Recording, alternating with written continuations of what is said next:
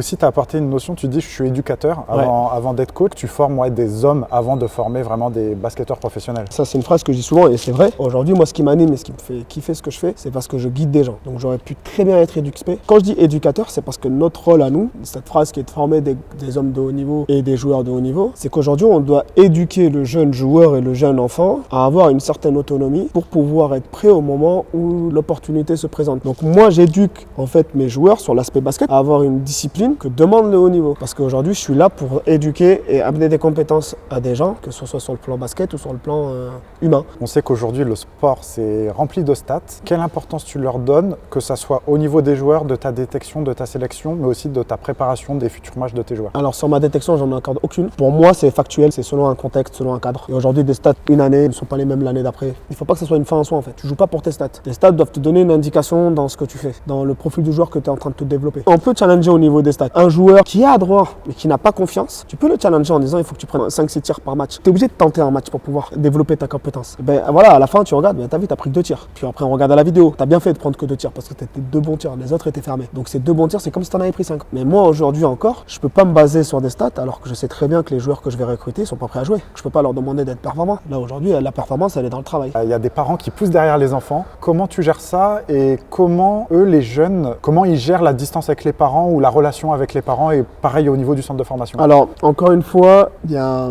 une réflexion que j'ai eue quand j'étais au centre de formation de Boulazac avec mon ami et collègue à ce moment-là, Bertrand Parvot, qui était le PIC. Donc le PIC, d'accord?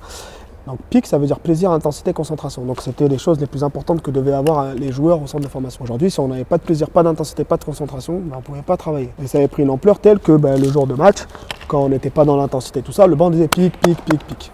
Mais il y avait aussi pic de performance. Et donc il y avait les parents, l'école et nous. Un des premiers discours que je donne aux parents, c'est aujourd'hui, je ne suis pas contre eux, ils ne sont pas contre moi, on est ensemble. Moi, les interactions avec les parents, j'en veux un maximum. Je préfère que vous venez me voir tout de suite, on parle, il y a des incompréhensions. Moi, si je demande de l'humilité auprès de mes joueurs, c'est que je veux en avoir et j'en ai.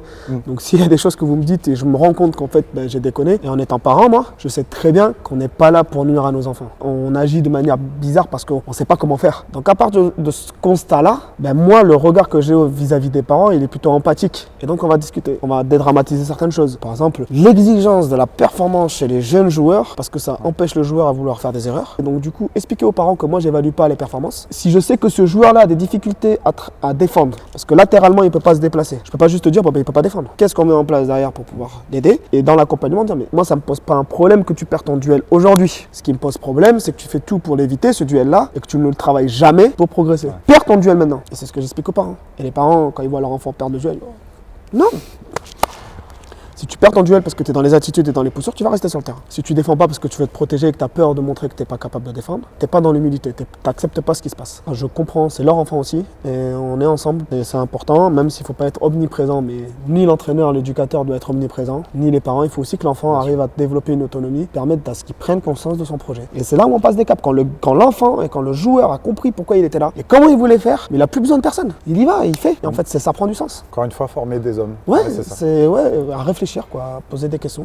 Et pour le coup, même dans le recrutement, j'y attache une importance telle que le recrutement sur les U18, je veux pas que les joueurs soient à plus de 200 km. Parce qu'à cet âge-là, c'est encore important que les parents soient là, dans les tribunes, encouragés, parler avec leur fils des fois parce que il est pas bien. Et moi, j'ai besoin, si je veux guider un maximum les joueurs, j'ai besoin de savoir qu'à la maison, ça va pas, ou je sens que mon enfant, depuis 2 semaines, il est pas trop bien. Je vais parler avec lui, j'ai peut-être fait des choses ou dit des choses qui l'ont vexé et je m'en suis pas rendu compte. Et donc, ça va nous apprendre à mieux connaître sa personnalité et lui aussi à mieux appréhender ces choses-là. Voilà. Et cette règle de 200 km, tu l'appliques aux U18 et aux espoirs? Non, ou espoirs, c'est différent? Espoirs, c'est un peu différent. D'accord, ok. J'évalue beaucoup plus l'autonomie chez les espoirs que chez les U18. Ouais. Donc on l'a compris sur les 18, oui, mais aussi parce qu'il y a la relation avec les parents. Mais est-ce que tu as quand même ce souhait de vraiment développer le basket rémois, enfin, ou du bassin rémois ou de la région? Je vous le dis en toute franchise. Moi, il y a une phrase qu'on m'a répétée depuis tout jeune, nul n'est prophète dans son village. Mais il n'y a pas une personne un jour qui va dire stop, non, mais en fait, je suis pas d'accord avec ça. Dans toutes les régions de France, les joueurs qui sont autour de chez nous, tu sais pas pourquoi, ils sont dans d'autres gros centres de formation ailleurs et pas chez toi. Et quand tu parles avec les joueurs, c'est pas parce qu'ils n'ont pas voulu venir, parce qu'ils ont préféré aller ailleurs, c'est que ce centre de formation-là ne les a même pas contactés. Avant d'aller voir ce qui se passe ailleurs, je veux être sûr que ce qu'il y a chez nous,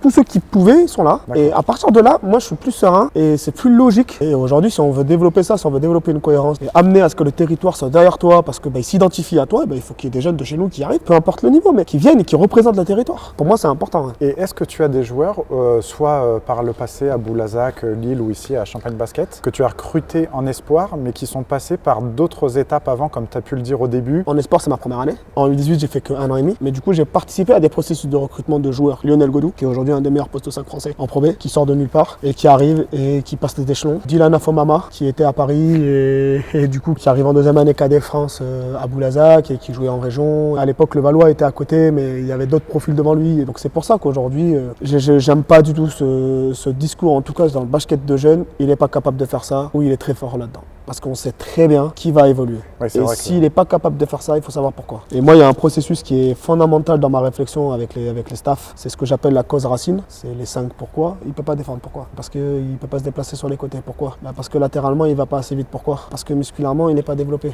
D'accord. Et donc, qu'est-ce qu'on peut faire? Si on règle ça, ça amène à ce que tout le reste, les symptômes, s'effacent. On arrive à la fin de l'interview. Dernière question. Alors d'habitude, je pose la question, quel conseil tu donnerais au jeune Mohamed? Mais là, je vais un peu la changer. C'est s'il y a un de tes enfants qui te dit « Papa, je veux devenir basketteur professionnel », quel conseil tu lui donnerais pour qu'il réussisse? Je le dis souvent même à mes enfants qui ont 7 ans et à mes amis proches et aux joueurs, je dis mais le jour où vous serez assis sur votre chaise là, que la moitié des gens que vous avez connus dans votre vie seront plus là et qu'il n'y a que vos souvenirs qui tourneront en boucle dans votre tête, qu'est-ce que vous voulez voir arriver comme image? Et donc du coup ça doit t'animer. Et moi aujourd'hui, je sais qu'à 100 ans, assis, ce que je veux voir c'est le nombre de sourires que j'ai pu créer auprès des gens autour de moi, que ce soit sur le basket ou autre, où ma présence a pu encourager, motiver, parce que j'ai cru en toi, parce que je t'ai poussé, parce que je t'ai écouté, parce que je t'ai conseillé, parce que je t'ai remercié, parce que tu m'as aidé. Et aujourd'hui, je sais que ma motivation intrinsèque, elle est de savoir que j'ai pu aider des gens. Moi, c'est ce que je demanderai à mon fils. Pourquoi tu veux faire du basket? Et pourquoi tu veux devenir professionnel? Comment tu voudrais le faire? C'est quoi qui te rendrait fier en faisant ça? Et le faire réfléchir.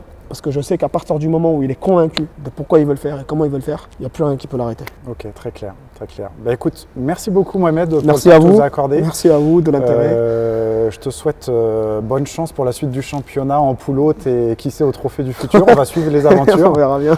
Et puis plein de bonnes choses pour la suite. Écoutez, merci encore et puis au plaisir et on aura l'occasion de se voir. Et puis je vous dis à bientôt. Et je sais que c'est pas facile pour les joueurs de trouver des centres de formation. Moi je veux juste que vous soyez fiers déjà du fait d'entreprendre des choses. Peu importe la finalité en soi, vous devez être fiers de ça. Et un jour vous y arriverez, vous n'y arriverez pas, mais dans quelques années vous devez juste vous dire que j'ai tout fait pour. Donc voilà, bon courage à vous, force à vous et j'espère vous retrouver sur les parquets. Merci Mohamed. Merci à vous.